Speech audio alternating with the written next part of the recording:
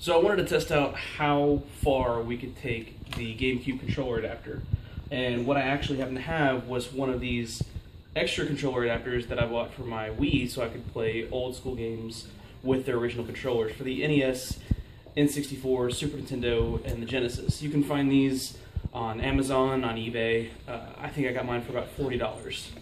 So one thing that I wanted to do is I wanted to see what classic controllers could work with this adapter, or if it could work at all. So I first plugged in the Super Nintendo controller and it didn't work.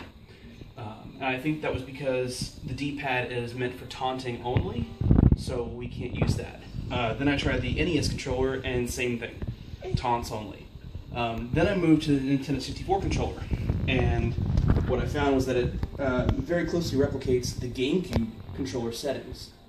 So what I did was I went in here and I actually changed the GameCube controller settings.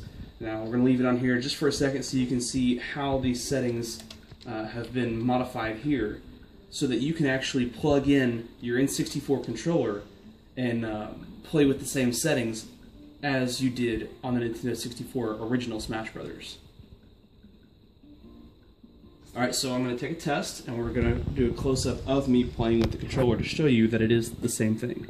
So the C buttons are used to jump,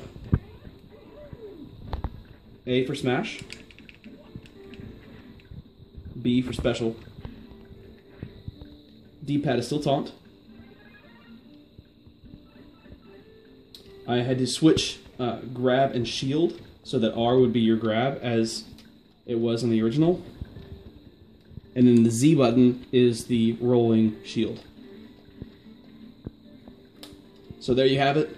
You can actually play the N64 controller with the original settings from the original Super Smash Brothers.